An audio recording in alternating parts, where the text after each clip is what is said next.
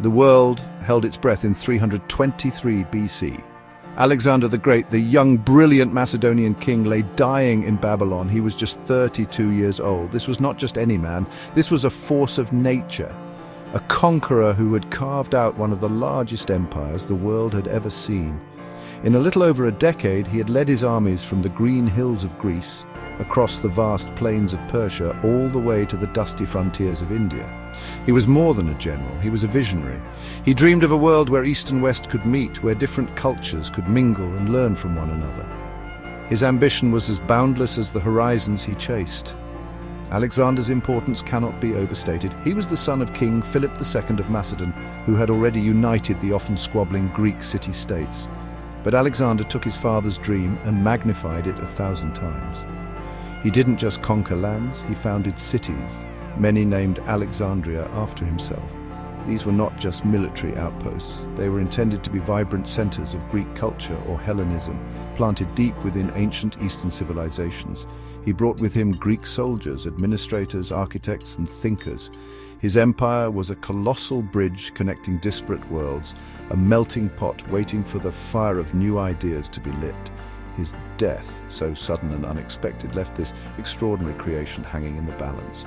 The question on everyone's lips was simple, yet terrifying. What now? Alexander had no clear heir. When his generals asked him on his deathbed to whom he left his vast kingdom, he supposedly whispered, "To the strongest."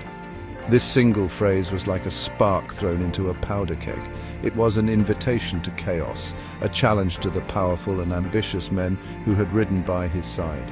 The empire was a treasure chest without a key, and every one of his commanders, known as the Diadochi or successors, believed they were the rightful owner. The stage was set for a monumental power struggle that would tear Alexander's grand vision apart and reshape the known world in its violent aftermath. His legacy was not merely one of conquest and bloodshed, it was the spreading of an idea. The idea was Hellenism, the culture, language, and way of life of the Greeks. Before Alexander, Greek culture was mostly confined to the Aegean Sea. He took this culture and scattered it like seeds across a vast and fertile landscape. His empire became a conduit for language, philosophy, science, and art. The common Greek dialect Koine became the international language of its day, spoken from Egypt to Afghanistan. Alexander didn't just build an empire of land, he began building an empire of the mind, a shared cultural space that would outlive the man himself and define an entire era. The immediate aftermath of Alexander's death was a brutal and bloody affair. His generals, men like Ptolemy, Seleucus, Antigonus, and Cassander, were hardened veterans and brilliant strategists. They had fought together under Alexander's banner, but their loyalty to him did not translate into loyalty to each other. They circled one another like hungry wolves, each eyeing the biggest piece of the imperial prize. For over 40 years, the wars of the successors raged across the lands Alexander had conquered. Alliances were made and broken in the blink of an eye. Battles were fought on a scale that dwarfed even Alexander's famous campaigns, as these titans clashed for ultimate control. Imagine the sheer chaos of this period. The dream of a unified empire died with Alexander. In its place came the harsh reality of civil war. The Diadochi carved up the territories into personal fiefdoms. Ptolemy, one of Alexander's most trusted friends, cleverly secured the rich and ancient land of Egypt. He even managed to hijack Alexander's funeral procession, bringing the great conqueror's body to be entombed in Alexandria, a move that gave his claim immense symbolic power. Seleucus, another formidable general, eventually took control of the largest portion, the vast eastern territories stretching from Syria to the borders of India, founding the Seleucid Empire. Meanwhile, in Alexander's homeland of Macedon and Greece, the fight was just as fierce. Antigonus, nicknamed the One-Eyed, and his son Demetrius tried desperately to hold the entire empire together under their rule. They fought with incredible energy, but their ambition was too great. The other generals united against them, fearing the rise of a new single master. In the decisive Battle of Ipsus in 301 BC, Antigonus was killed, and his dream of a unified empire was finally shattered for good. The world that emerged from this conflict was a fractured one, a mosaic of new kingdoms built upon the foundations of Alexander's conquests. This division was not just a political event, it was a profound shift in the world structure. The old Persian Empire was gone, and the independent Greek city-states were now part of larger monarchies. Power was no longer held by citizens in an assembly, but by absolute kings who ruled with the help of vast armies and complex bureaucracies. These new Hellenistic kings styled themselves after Alexander, portraying themselves as divine or semi-divine rulers. They minted coins with their own faces on them, a powerful statement of personal authority. The world had been irrevocably changed, broken into pieces that would each develop their own unique character.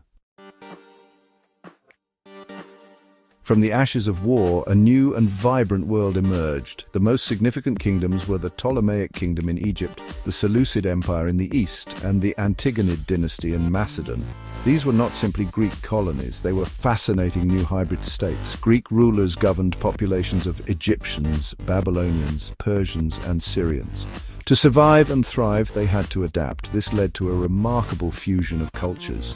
Greek became the language of government and high culture, but local traditions, religions, and customs continued to flourish, and in turn influenced the Greek newcomers.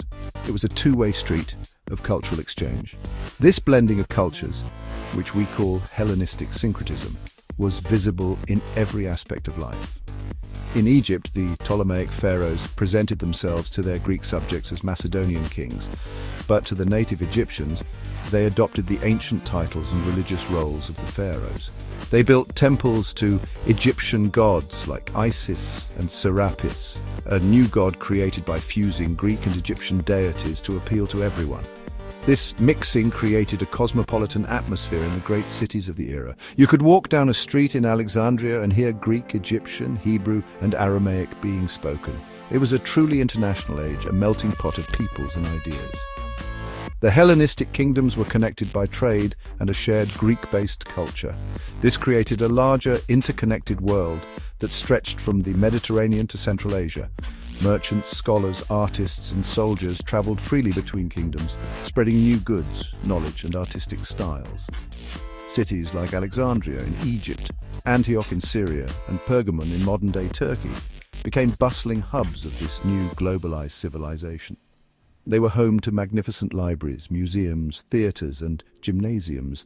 These cities were beacons of learning and innovation, attracting the brightest minds from all over the Hellenistic world, who came to study, debate, and create. Daily life for many people was transformed. The founding of new cities offered opportunities for Greeks and Macedonians to seek their fortunes abroad as soldiers, merchants, or administrators. For local populations, the arrival of Greek culture brought new technologies, new artistic forms, and new philosophies. Of course, it also meant being ruled by a foreign elite, which sometimes led to tension and rebellion. But on the whole, the Hellenistic period was defined by this dynamic interplay between the Greek and the barbarian, the Greek word for non-Greek. It was a time of connection and creativity, forging a new identity for the ancient world. The Hellenistic world was a marvel of innovation and culture, but it was politically unstable. The great kingdoms were often at war with one another, constantly vying for territory and influence. This internal weakness made them vulnerable to a new rising power in the West, Rome. The Romans were disciplined, organized, and relentlessly expansionistic. They began to look east, first as allies, then as arbitrators in the endless quarrels of the Hellenistic kings, and finally as conquerors. The clash between the aging Hellenistic monarchies and the vigorous Roman Republic was a slow but inevitable process that unfolded over 2 centuries. The end came piece by piece, not all at once. Rome first conquered the Greek mainland and Macedon in the 2nd century BC, ending the Antigonid dynasty. They then turned their attention to the vast but overstretched Seleucid Empire, defeating it and reducing it to a shadow of its former self. The final act of this long drama took place in Egypt. The Ptolemaic kingdom, under its famous last queen, Cleopatra VII, managed to hold on to its independence for a while longer. Cleopatra, a brilliant and charismatic ruler, famously allied herself with 2 of Rome's most powerful men, Julius Caesar and later Mark Antony, in a desperate bid to save her kingdom. Cleopatra's story is the story of the Hellenistic age's final defiant breath. Her romance and political alliance with Mark Antony put them in direct conflict with another ambitious Roman Octavian, Caesar's adopted son. The decisive confrontation came in 31 BC at the naval battle of Actium. Octavian's fleet crushed the combined forces of Antony and Cleopatra. The following year, Octavian invaded Egypt. Faced with certain defeat, Antony and Cleopatra both took their own lives. With Cleopatra's death, the last of the Hellenistic kingdoms fell. Egypt became a Roman province, and Octavian, soon to be known as Emperor Augustus, became the undisputed master of the entire Mediterranean world. The year 30 BC is often seen as the official end of the Hellenistic period, but its influence did not simply vanish. The Romans were great admirers of Greek culture. They absorbed Hellenistic art, literature, philosophy, and science, preserving it and spreading it throughout their own vast empire. The common Greek language, Koine, remained the lingua franca of the Eastern Mediterranean for centuries.